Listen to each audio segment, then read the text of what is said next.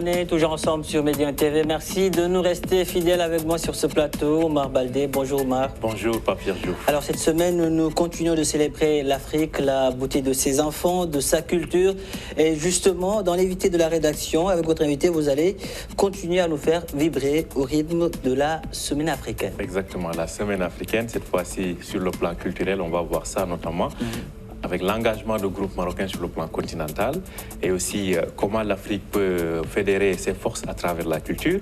On va voir tout ça avec notre invité du jour. Et c'est dans l'invité de la rédaction et c'est parti.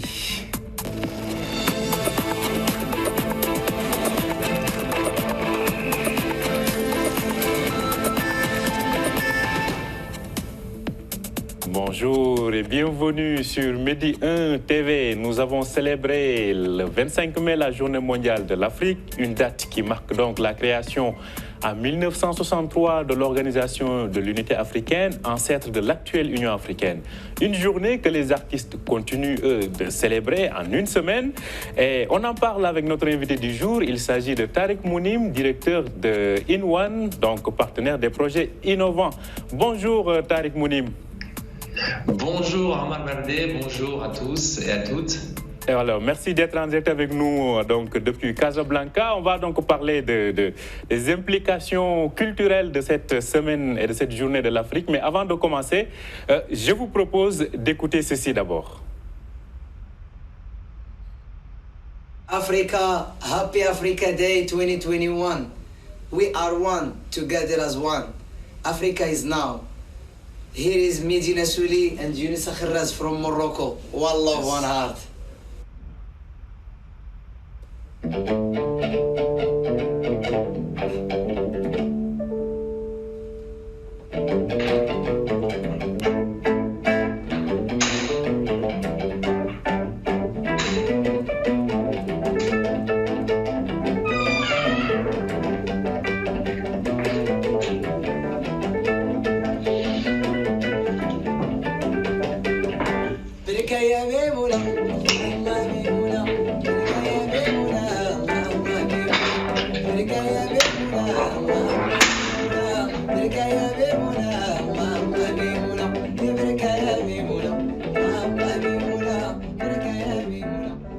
Alors, Tariq Mounim, donc on voit que les artistes marocains sont engagés pour célébrer donc, cette journée de l'Afrique. Alors, faites-nous un point sur l'implication justement des artistes marocains dans la célébration de cet événement.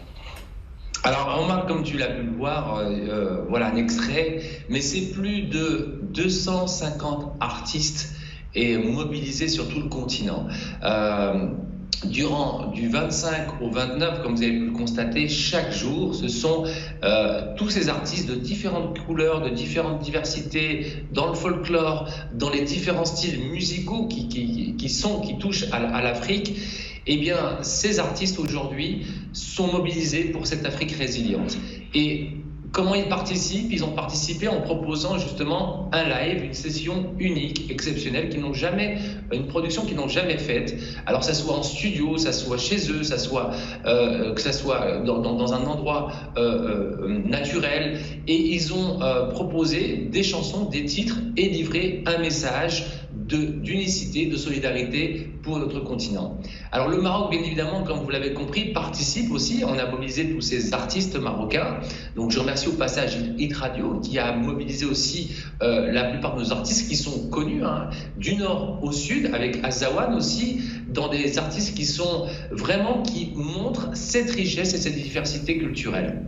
Donc c'est vraiment pour l'occasion, pour le continent et pour notre public de découvrir non seulement la diversité des couleurs qu'il y a dans différents pays, que ce soit au Burkinabé, que ce soit au Sénégal, en Côte d'Ivoire, au Ghana, au Zimbabwe, en Afrique du Sud, et de voir cette richesse pluriculturelle que proposent aujourd'hui nos artistes avec ces couleurs, ces tendances, ces influences. Et on s'aperçoit, comme vous pouvez le constater, que le Maroc est riche d'influences, est inspiré. On a des sonorités africaines qui sont vraiment mixées dans toutes ces musiques.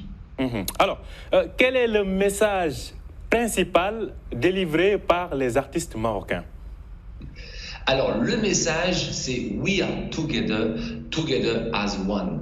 Cette initiative, comme vous le savez, Omar, a été lancée par Amobe Mebege, qui est l'instigateur justement de cette première édition et qui avait pris naissance lors de la crise pandémique, pendant que nous étions tous confinés. Et il était clair que l'Afrique aujourd'hui avait un message à faire passer. Ce message d'unicité montre aussi la capacité de résilience qu'a le continent, qu'a tous nos pays, justement, face à cette crise pandémique qui nous a tous impactés. Et ce rendez-vous, dans le cadre de la Semaine africaine de l'UNESCO, avec le soutien aussi de l'Union africaine et de nombreux partenaires, a permis de mettre en avant, justement, ce message de solidarité, d'unicité, ce message de paix aussi, de tolérance, autour de différentes thématiques, le développement durable, la paix, l'économie solidaire. Et toutes ces valeurs aujourd'hui qui font que l'Afrique aujourd'hui parle entre elles et a tout à gagner à se tenir main dans la main. Alors, bien sûr, les thématiques sont larges, donc la culture, le tourisme, l'économie, les technologies, le sport, l'art et les sciences, autour de ces thèmes de la résilience, parce que comme vous le savez, cette pandémie a été une vraie épreuve pour tous les Africains. Alors, vous parlez de résilience. Et en cette période de pandémie, justement, comment, selon vous, aujourd'hui, à l'échelle continentale, on peut faire émerger des projets d'envergure sur le plan culturel pour permettre aux artistes africains et à la scène musicale continentale de peser davantage sur la scène musicale mondiale? Alors je pense que le plus important dans cette épreuve que nous avons tous vécue, c'est l'impact du digital. Le digital aujourd'hui nous a permis de nous rapprocher, que ce soit à différents niveaux, à différents degrés, et de comprendre que chacun avait des choses à partager. Alors sur la question de l'innovation, ça fait partie effectivement des ODD, des organisations de l'Union africaine, du Maroc. Vous savez que le Maroc aujourd'hui, depuis la vision éclairée de Sa Majesté le roi Mohamed VI, a impulsé cette dynamique vers le continent africain, justement pour apporter cette valeur ajoutée que pouvait offrir notre savoir-faire et nos innovations auprès de nos confrères, de nos compatriotes du continent.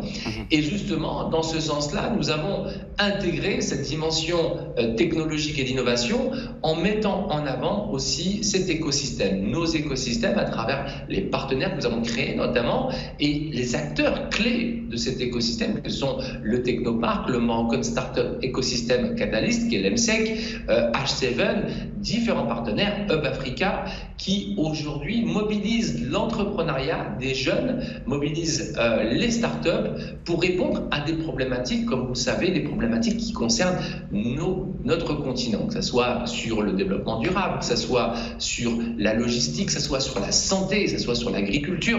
Nos besoins sont très précis et aujourd'hui, grâce à cette technologie, on a la capacité de dupliquer, de scaler, comme on dit, ces projets dans d'autres pays, de pays confrères qui sont touchés, impactés par cette crise à différents niveaux. Donc, en gros, l'objet de la One Week a proposé justement, nous avons proposé ce programme durant une journée. Nous avons connecté tous ces écosystèmes pour se parler entre nous avec Pitch My Country qui a révélé justement les écosystèmes du Ghana, du Nigeria, donc 3 pays étaient représentés, et notamment le Maroc aujourd'hui qui se positionne et qui rentre dans cette map d'innovation, d'entrepreneuriat technologique pour le continent. Et de l'autre côté, comme vous le savez, nous avons aussi discuté avec tous ces experts internationaux venus des États-Unis, par exemple Carl Stewart du Tech Park Arizona, qui est un des technoparks les plus avancés dans le monde, qui a pu partager aussi son expertise et montrer comment nous pouvions aussi trouver des modèles intelligents. Alors, ce qui est intéressant aujourd'hui, c'est que l'Afrique disrupte, l'Afrique innove sur différents sujets, notamment sur la FinTech. On y est en train de créer de nouveaux modèles qui sont efficients, efficaces. Et aujourd'hui, le monde nous regarde en disant en Afrique, il se passe des choses. Et nos entrepreneurs, notre jeunesse aujourd'hui a beaucoup à proposer et à donner dans ce sens. Alors, Tariq Mounim, comme on le sait, presque partout à travers le monde, ainsi que donc, sur le continent, les manifestations physiques, en tout cas, ont été presque suspendues pendant un bon bout de temps. Aujourd'hui, à travers cette initiative virtuelle que vous menez, qui est votre public? Quel public réussissez-vous ou parvenez-vous à accrocher? Alors, je vais vous dire, l'Afrique, c'est la jeunesse. D'abord, cet événement One Africa, c'est toute la jeunesse africaine. Et quand je dis la jeunesse, aujourd'hui, c'est le vivier de talent, le vivier de compétences, le vivier qui est aujourd'hui connecté à travers ses smartphones et qui a accès aujourd'hui très facilement grâce aux liens dans les différents réseaux qui ont été proposés, One Africa au One Show.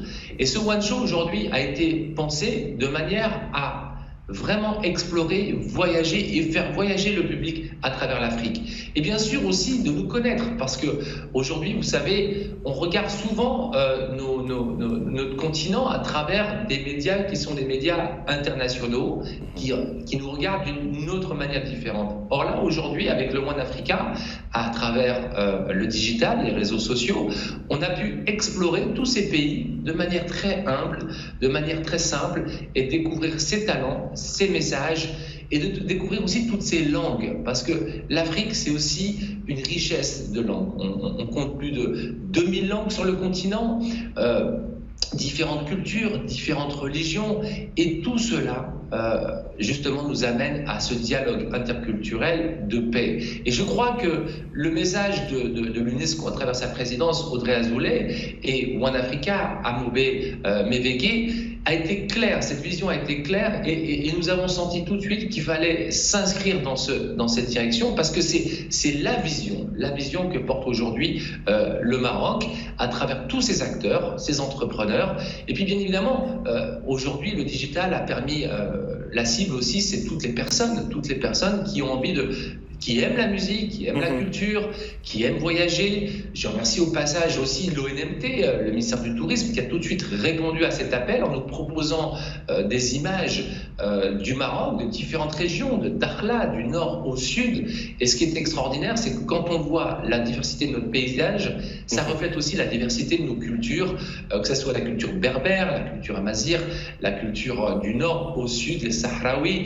Et ça, c'est vraiment aussi un message qu'on souhaitait faire partager à tous nos citoyens africains. Alors, est-ce que Tariq Mounim, aujourd'hui, il y a des projets d'envergure continentale, comme je le disais tout à l'heure, parce qu'il y a des stars africaines qui se distinguent. On a pas mal on a vu la réussite de ce tube jérusalémien, une réussite mondiale planétaire. Est-ce qu'il y a, selon vous, aujourd'hui, d'autres pépites qui sont en train d'émerger et qui, peut-être, dans les années à venir ou dans les mois à venir, risquent de faire bouger la scène musicale mondiale? Alors, clairement, cher Omar, vous savez, aujourd'hui, on a une scène, une movida, comme on dit, effervescente au Maroc. Et ce qui est propre aussi au fait que le Maroc, depuis de nombreuses années, a accueilli une diaspora africaine. On a, vous le savez comme tout, on a des étudiants qui ont bénéficié de bourses grâce à l'AMSI, l'Agence marocaine de coopération internationale, depuis de nombreuses années, et qui bénéficient justement de cette bourse pour pouvoir étudier ici au Maroc. Vous le savez comme moi que beaucoup de ministères des Affaires étrangères, de ministres des Affaires étrangères ont fait leurs études ici au Maroc. La dernière fois, pour le lancement de Africa Youth Summit, j'en ai compté plus de 7 ministres des Affaires étrangères de différents pays qui ont étudié, qui sont fiers d'être passés par le Maroc. Alors, ce qui est d'autant plus intéressant, c'est qu'artistiquement, nous avons des artistes aussi de la diaspora. Je cite Xander Pratt. Xander Pratt est un artiste d'origine du Ghana et qui compose, qui crée ici. On a des artistes comme Manal qui sont en train d'émerger sur la scène marocaine mais aussi internationale. On a plein d'artistes dans différentes musiques. On a Radouane Naïm, Malem aussi. On a vraiment, je vous invite vraiment à découvrir, et c'est le message que nous faisons passer, à découvrir ces nouveaux visages. de musique gnawa, de musique berbère, de musique qui fusionnent et qui ont amené une nouvelle sonorité. Et comme vous avez parlé de Jérusalem, bien évidemment, c'est un son complètement nouveau qui a su marier tous ces mélanges et qui a conquis le monde. Alors, je pense sincèrement que le futur de la musique dans le monde sera africain. Et je pense aussi que voilà, ces pépites, si on encourage aujourd'hui, comme le fait nos radios, comme le fait nos médias, d'encourager, et grâce au digital aussi, parce qu'aujourd'hui, ces artistes mettent leurs vidéos sur YouTube et atteignent des millions et des millions de vues, eh bien, cela fera aussi partager aussi cette culture. Alors, je mets entre parenthèses, je vais vous dire une chose, c'est qu'il y a aussi prendre conscience que les artistes aujourd'hui, nos artistes ont beaucoup souffert de cette frustration du fait de l'arrêt de ces festivals, vous le comprenez. Et bien sûr, la culture aujourd'hui est un élément fondamental et le fait de le célébrer durant une semaine, c'est aussi l'occasion de redonner un peu cette dynamique et ce partage, ce divertissement de tous ces messages, de toutes ces chansons qui chantent l'amour, la paix, l'hymne à la vie aussi. Alors, Tarek Mounim, très rapidement, est-ce qu'il y a aujourd'hui, mais vraiment très rapidement, des projets, parce que l'activité est menée en partenariat avec l'UNESCO, est-ce qu'il y a des projets qui regrouperaient des artistes africains et des artistes d'autres continents? Alors, des projets qui regrouperaient tous ces artistes, il y en a, à travers justement des programmes qui sont des programmes de résidence artistique. Je cite, il y a des actions qui ont été menées par l'ESC Boulevard, qui sont des résidences qui amènent des artistes ici au Maroc pour créer et monter des projets de fusion. Et ça a été le cas juste avant le Covid, et ça va continuer. Je pense que plus que jamais, dès que les frontières vont ouvrir, alors aujourd'hui avec le digital, ça a permis de travailler en distance, mais sur le volet culturel, beaucoup de choses se passent. De l'autre côté, bien évidemment, en termes d'innovation, les technoparks, à travers les 20 ans qui arrivent, les technoparks sont en train aussi de scaler ce modèle d'innovation à travers le continent et d'inspirer aussi d'autres modèles. Des accélérateurs, on a aujourd'hui au Maroc le plus grand accélérateur africain, nord-africain, qui est H7 aussi, qui permet d'accueillir des porteurs de projets qui innovent du continent africain, et vous l'avez vu avec Traoré.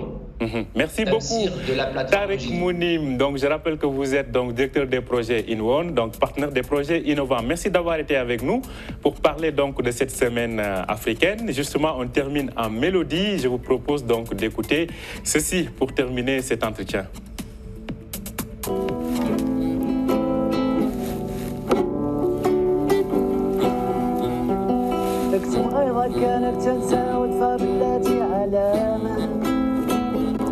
مولانا ما يظلم حاشا غير عبيد وظلامة اكتم غيظة كانت تنسى ودفى بالتي علامة مولانا ما يظلم حاشا غير عبيد وظلامة.